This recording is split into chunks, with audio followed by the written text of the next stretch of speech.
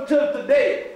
And when we come in talking that death to America talk, they say America then, America now, and America forever. Yes, and you can remember in '86 when they came out with that new, their journal, and their new advertisement. In '86 it said, the ayat says, this is the way leading straight, follow it. Then it has in small letters Islam. And the background is the Old Glory with red, white, and blue. And that's really the only thing you can see. So when you struggle to read the letters, it says, this is the way leading straight. Follow it. They know. They've hired people, psycholinguists, right, to draw patterns so that the people will remember only certain things. So when it says, this is the way leading straight, follow it, they don't remember the Quran, where it's coming from. They're thinking about America. This is the way towards success. Follow it. Get on board. So they stand in the door. They stood in the door all the time to slow down the progress of Islam, to water down, to dilute the Islamic revival going on in America. The Fiqh Council. Now you know our brothers, Muhammad, Alim, Sheikh, and all, they're not going, they're good people. But they are not doing nothing, right, against America. Nothing at all. They should give them some salary or something. I mean, they're nice people, but they are not. I'm just mentioning names so you know. That's the Fiqh Council of North America. If you want to know about the sighting of the moon, you want to get some little problem resolved, you call the Fiqh Council. But there's no revolutionary zeal going on in the Fiqh Council. So why would they want to raid their office? It is a system gone mad. They're killing their own health. The graduate school out in Leesburg, Graduate School of Social Science. You know, the military have so many Muslim chapters. Not imams, they have Muslim chapters. And if you get out of line, they will call the system on you and have you in the brig or the wherever sit the Leavenworth somewhere. The military Leavenworth. They got the federal prison and they got the disciplinary barracks. They will give the whole spiel on you, talking that gangster talk inside the military. They will point you out. They will say, look, boss, these guys are troublemakers. You know, because in the military, they have Muslim military members. Some of them are fired up. You know, they get the steadiness, they like it, right? And so they start organizing and talking all that gangster talk, and here comes the Muslim chapter. I said, boss, they got some troublemakers down there in the barracks. Barracks B is a hotbed of fitness, and you got to do something about it in a hurry. Those are ones that are accredited, right? Because they got to get accreditation. They are accredited. Out of the 14 that they have, 9 of them are accredited by this Graduate School of Islamic Social Sciences in Leesburg. SAR Foundation, I think that's Sheikh Abdul Rahman Foundation. SAR International, okay. Half of the fat cats in this city and the buildings they operate out of, a lot of that money comes from the SAR Foundation.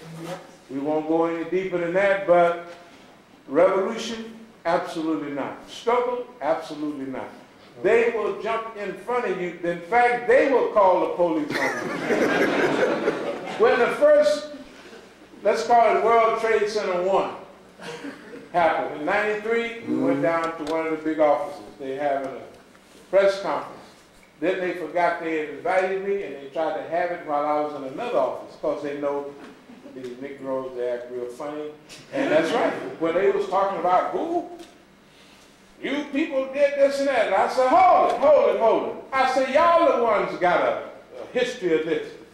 I said, it seems like that y'all did this, not us, and on and on and on. When I finished and I was leaving, the Muslims in the office was like this.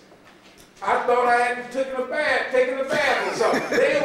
They didn't even want to get close to me, didn't even want the people to think that we have anything to do with that man. You see, because we were telling them we have to stand up now. If you don't say something now, they're going to do something like that again. They can take that and they can use it in the courts to develop laws and to attack us. And that's exactly what they did. We was telling them that then. So they said, oh no, you people are troublemakers and you're going to get us in trouble talking like that. And they make sure that you don't get on any agenda. Think about it. Any agenda that the fat cats here have, you never see Muhammad on there. Brother Muhammad Allah. Have you? No, sir. You never see. Never, never, never. Why? Because they made a promise on a solemn oath that we are going to protect the American way of life, and we're not going to allow any of those rebel-rousing, gangster-talking, truth-telling Muslims to come on any platform that we have. And they stick to it. They do. They stick to it with blood. We wish they loved us as much as they love this system. But guess what? Just day before yesterday, because every time we get a slip and we get to talk, we say if they come for us in the morning, they're coming for you tonight. That's right. They think, well, see, the African American has a problem. Since they're not successful in America, they're angry. And the reason they talk that talk is because of anger. But if they were successful, like we are, right? If they could come to Eves at the White House, like we do, huh? If they could have celebrations like we do, if they could be invited to the back house and to the outhouse, they wouldn't be so angry. That's what a lot of people think about it. If they could get a piece of the pie, then guess what? They wouldn't be so upset. That's right. We say absolutely not. We don't want a part of the pie. The pie stinks. That's right. The whole system smells. Isn't that right? It's rotten. We don't want to be a part of the system. We want to see the system finished. We don't want to stand on the heads of innocent people in this country and around the world to be materially successful. That's right. Come on. We don't want a part. We don't want the system to work. It has worked already for a few hundred years, and everybody that's worked on don't exist anymore. That's right. You can't hardly find any Cherokees or Arapaho, Mohegans. They said the last of the Mohegans. That was 300 years ago. They wiped them out, isn't that right? That's right. Come on. And so what we're saying is we do not want to be a part of the American system. We want to see it wrapped up, bundled up, like they do in them garbage trucks, bundled up, wash it together, and take it and dump it into the dustbin of history. Allahu Akbar. Allahu Akbar.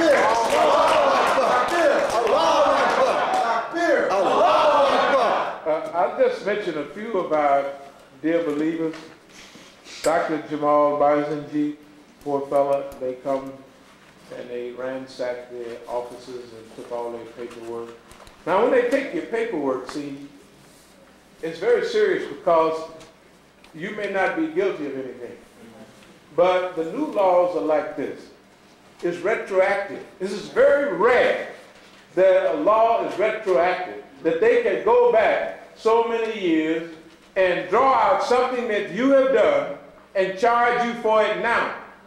Usually if they pass a law today, it starts now, or it's going to start on the last day of the month, or something like that. But this law it's retroactive, it goes back. Therefore, they can take you donated $50 or $100, $1,000 or $10,000 to a group in Pakistan in 1995 to help them.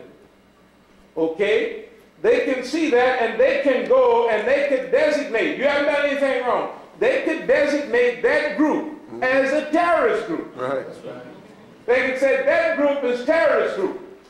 Not 10 years ago, 5 years ago, day before yesterday, they are now a terrorist group.